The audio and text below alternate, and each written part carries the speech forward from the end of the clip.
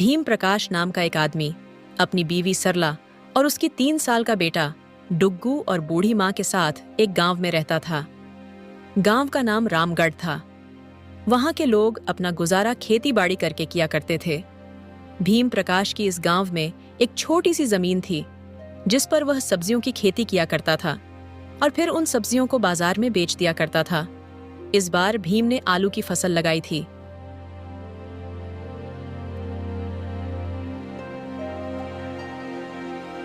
इस बार आलू की फसल की पैदावार काफी अच्छी हुई है। इस बार तो काफी अच्छा मुनाफा होगा। हाँ जी, इस बार तो आमदनी बहुत ही अच्छी होगी।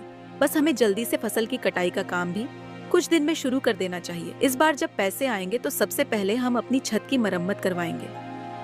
बारिश में बहुत परेशानी होती है। हमारे छत से पानी टपकता है और घर में सब सामान गीले हो जाते हैं। हाँ सरला, तुम ठीक कहती हो। इस बार सबसे पहले हम अपनी छत की मरम्मत करवाएंगे। और हाँ, हमारा डुग्गू काफी दिनों से मुझसे बैडमिंटन की मांग कर रहा था। इस बार उसके लिए बैडमिंटन जरूर लेकर आऊंगा। हाँ भीम प्रकाश भाई, इस बार तो तुम्हारी सब्जियों की फसल काफी अच्छी आई है। लगता है इस बार तुमने बहुत मेहनत की है। शहर में मेरा एक जानकार है जो तुम्हारी इस फसल के लिए काफी अच्छी कीमत देगा। अगर तुम हाँ कहो तो मैं तुम्हारी उससे बात करवा सकता हूं। हाँ लखन भैया, क्यों नहीं, आप मुझे उनका नंबर दे दीजिए। ठीक है, शाम को आता हूं तुम्हारे घर। वह लोग हंसी खुशी से बातें कर ही रहे थे कि तभी अचानक तेज हवा चलने लगी। फिर जोर से बारिश होने लगी। सभी किसान अपनी फसल खेत में ही छोड़कर वहां से निकल जाते हैं।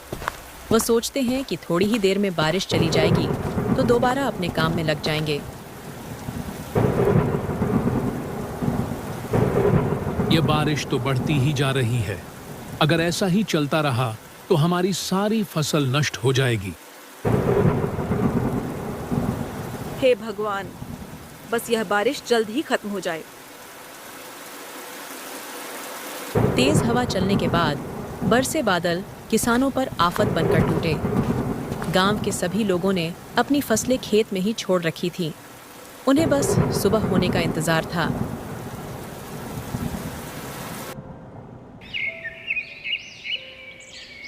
सुबह होते ही जब किसान खेत पहुंचे तो वहां का नजारा देखकर लोग दंग रह गए। वर्षा के कारण सभी गांव वाले किसानों की फसलें बर्बाद हो गई थीं।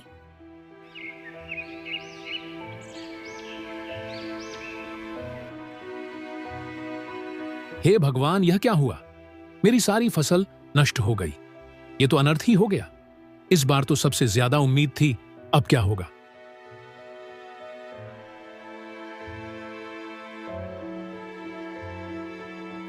मेरी सारी फसल बर्बाद हो गई। अब हम क्या करेंगे? ये देखो, पूरे खेत में पानी भर गया है। सारी फसलें डूब गई। अब यहां कुछ नहीं बचा इस गीली जमीन के अलावा। तभी भीम की नजर उसके खेत के कुछ फसलों पर जाती है जो थोड़ी ऊंचाई पर होने के कारण बची हुई थी। भीम बची हुई आलू की फसलें इकट्ठा करके घर लौटता है।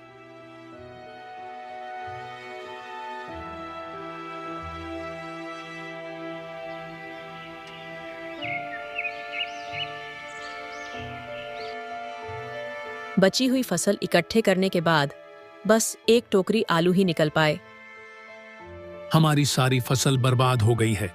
इतनी मेहनत से उगाई थी, पर इस बारिश ने सब खत्म कर दिया। बस कुछ ही आलू बचे हैं। उनसे तो एक हफ्ते का गुजारा भी मुश्किल है। अब हम क्या करेंगे? गांव के सभी किसानों का बहुत बुरा हाल है। इस बारिश ने किसानों को अंदर तक तोड़कर रख दिया है, और खासकर हम जैसे गरीब किसानों को, जिसके पास कमाई का बस एक यही जरिया है। जी, आप ज्यादा परेशान मत होइए, आप धैर्य रखिए। अगर आप ही धैर्य खो देंगे तो हमारा क्या होगा? हम कोई ना कोई हल निकाल ही लेंगे। तभी सरला को एक विचार आता है। हमारे पास जो आलू बचे हैं उनसे हम कुछ बना सकते हैं। क्यों ना हम इन्हीं आलू से समोसे बनाकर बाजार में बेचें? मुझे लगता है गांव वालों को बहुत पसंद आएंगे। थोड़ी बहुत तो आमदनी हो ही जाएगी। तुम्हारी बात सही है, लेकिन क्या इससे हमारी जरूरतें पूरी हो पाएंगी? बिल्कुल, इस समय तो बारिश का मौसम भी है और लोग गर्मा गर्म समोसे खाना पसंद करेंगे। हम एक कोशिश करके देखते हैं, शायद हमारी मेहनत रंग लाए। ठीक है, हम कल से ही समोसे बनाकर बेचने का काम शुरू करते हैं। तुम्हारे समोसे तो सच में बहुत स्वादिष्ट होते हैं। मुझे पूरा विश्वास है कि लोग इन्हें पसंद करेंगे। भीम ने अपनी पत्नी की बात मान ली। अगले दिन से ही दोनों बहुत मेहनत करते हैं और वह घर से ही समोसे बनाने का सारा सामान तैयार कर लेते हैं। भीम सामान को रेडी पर रखकर बाजार में पहुंच जाता है और समोसे बेचने लगता है।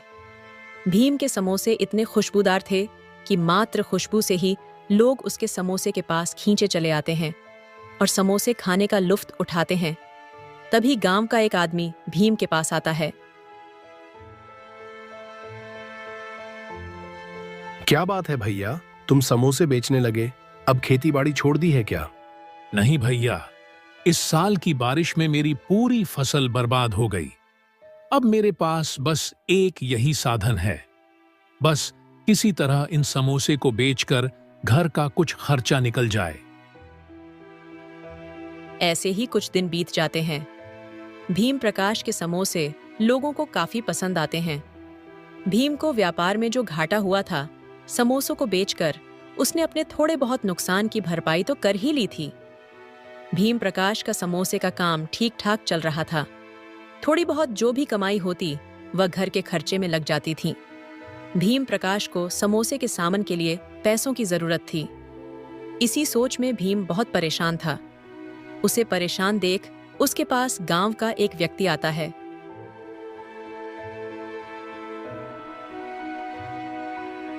क्या बात है भीम प्रकाश, बहुत परेशान दिख रहे हो। क्या बताऊं चंदन भैया, बाढ़ की वजह से बहुत नुकसान हुआ। किसी तरह समोसे का काम शुरू किया तो अब समोसे के सामान के लिए पैसे नहीं है।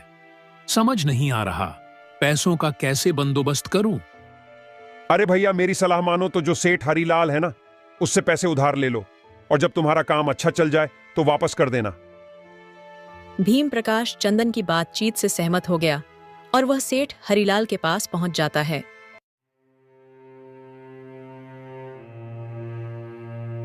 सेठ जी, मेरी फसल इस साल पूरी तरह से बर्बाद हो गई है। मेरे पास अब कोई रास्ता नहीं बचा है। क्या आप मुझे कुछ पैसे उधार दे सकते हैं? उधार तो मैं दे सकता हूं, लेकिन तुम्हें इसके बदले कुछ गिरवी रखना होगा। जब तक तुम पूरे पैसे वापस नहीं कर देते, और उसका ब्याज भी देना होगा। सेठ जी, अभी मेरे पास गिरवी रखने के लिए कुछ भी नहीं है। मेरी सारी फसल नष्ट हो गई है। कृपया ब्याज पर ही पैसे दे दीजिए। तुम्हारे पास तुम्हारी जमीन तो है, तुम अपनी जमीन गिरवी रख सकते हो। सेठ जी, मेरी जमीन ही मेरा सब कुछ है, लेकिन अगर और कोई चारा नहीं है तो मैं अपनी जमीन गिरवी रखने के लिए तैयार हूं। भीम ने सेठ से पैसे लेकर समोसे बनाने का सामान खरीदा और अपने व्यापार को फिर से शुरू किया।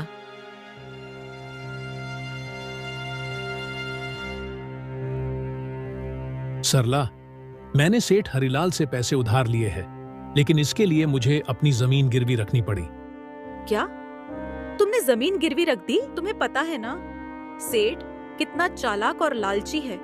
अगर हम 1 महीने में उसका ब्याज नहीं चुका पाए तो वो हमारी जमीन हड़प लेगा। मुझे पता है सरला, पर मेरे पास और कोई चारा नहीं था। हम बहुत मेहनत करेंगे और समय पर पैसे चुका देंगे, मैं वादा करता हूं। धीरे धीरे उसका व्यापार चल पड़ा और उसकी समोसे की कमाई ठीक ठाक हो गई। 15 दिन के अंदर भीम ने इतने पैसे कमा लिए कि वह फिर से अपनी फसल बोने की स्थिति में आ गया। उसने खाद और बीज खरीदकर अपने खेतों में खेती शुरू की। भीम की मेहनत रंग लाई और कुछ महीनों में उसकी फसल बहुत अच्छी तरह से तैयार हो गई। सेठ हरिलाल बहुत ही चालाक और धूर्त इंसान था। वह अक्सर ही लोगों को ब्याज पर पैसे देता और उन्हें हमेशा ठगने में लगा रहता था। सेठ हरिलाल की नजर हमेशा से ही भीम प्रकाश की जमीन पर थी। वह किसी भी तरह भीम की जमीन पर कब्जा करना चाहता था। उसने एक रात अपने आदमियों को भेजकर रामू के खेतों में गायें छोड़ दीं ताकि वे उसकी फसल को बर्बाद कर सकें। भीम जब रात में खेतों की देखभाल करने गया तो उसने देखा कि उसकी फसल बर्बाद हो रही है। अपने खेतों से गायों को हटाना शुरू किया। गाय भी की ज्यादा फसल बर्बाद नहीं कर पाई थी, क्योंकि समय रहते ही भी ने उन्हें वहां से हटा दिया था। गायों का शोर सुनकर सरला भी वहां तुरंत पहुंच जाती है और खेतों की ऐसी हालत देखकर वह कहती है, देखो, हमारी फसल बर्बाद हो गई। मुझे लगता है कि यह किसी दुश्मन का काम है। यह जरूर सेठ हरिलाल का ही काम होगा।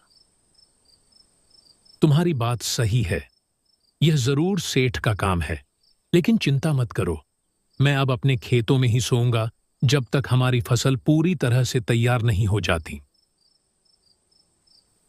भीम ने तय किया कि अब वह खुद अपने खेतों में ही सोएगा, ताकि वह अपनी फसल की रक्षा कर सके।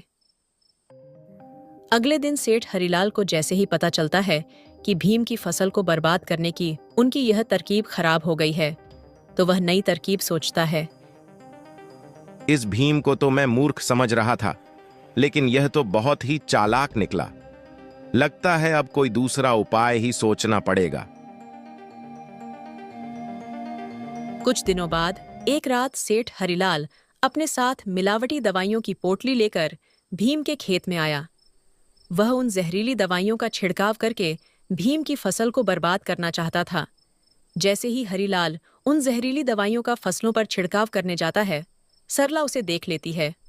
सरला पहले से ही ताक में थी। उसको यह शंका थी कि जरूर हरिलाल दोबारा उनके फसलें बर्बाद करने आएगा, इसलिए वह पहले से ही हरिलाल पर नजर रखे हुए थी। यह सेठ हरिलाल सुधरने वाला नहीं है। ये फिर से आ गया। लगता है इसको सबक सिखाना ही पड़ेगा। अभी बताती हूँ इसको। सरला हरिलाल को पीछे से एक जोरदार डंडा मारती है। डंडा पड़ते ही हरिलाल तुरंत जमीन पर गिर जाता है। सरला ने शोर मचाया और गांव वालों को बुला लिया और हरिलाल के मकसद के बारे में बताया। देखो गांव वालों, सेठ हरिलाल हमारी फसल को बर्बाद करने की कोशिश कर रहा था। यह हमारी फसलों में जहरीली दवाइयां मिलाने आया था, जिससे कि हमारी फसल खराब हो जाती और हम इस हरिलाल का ब्याज नहीं दे पाते, और ब्याज ना देने के कारण यह हमारी जमीन को जब्त कर लेता। गांव वालों ने देखा कि हरिलाल के हाथ में सच में एक जहरीली दवाई की पोटली थी, जिससे वह भीम प्रकाश के फसलों को बर्बाद करना चाहता था। सेठ हरिलाल, तुम्हारी हिम्मत कैसे हुई भीम की मेहनत की फसल को बर्बाद करने की? तुम्हें शर्म आनी चाहिए। सेठ, तुम हमेशा से ही लोगों का फायदा उठाने की कोशिश करते हो, लेकिन आज तुम्हारी असलियत सबके सामने आ गई है। हरिलाल, हमने तुम्हें हमेशा सम्मान दिया है, लेकिन तुमने हमारे भरोसे का गलत फायदा उठाया। हम सब जानते हैं कि भीम कितना मेहनती है। तुम जैसे लालची आदमी को गांव में रहने का हक नहीं है। मैं माफी चाहता हूं गांव वालों, मैंने लालच में आकर बहुत बड़ी गलती की। भीम प्रकाश, मुझे माफ कर दो, मैं थोड़ा लालच में आ गया था। मैं वादा करता हूं कि अब से मैं ऐसा कभी नहीं करूंगा।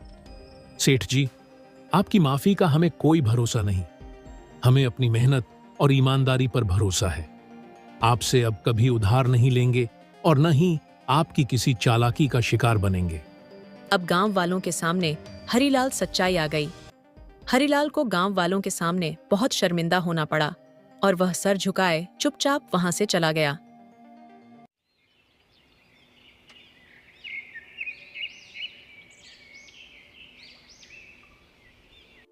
भीम ने अपनी फसलों को बेचकर सेठ हरिलाल का सारा पैसा ब्याज सहित लौटा दिया। इस तरह भीम की मेहनत और सच्चाई ने उसे उसकी जमीन वापस दिलाई और उसने अपने परिवार के साथ खुशहाल जीवन बिताया। सेठ हरिलाल की लालच और चालाकी के बावजूद भीम ने अपनी मेहनत और ईमानदारी से जीत हासिल की।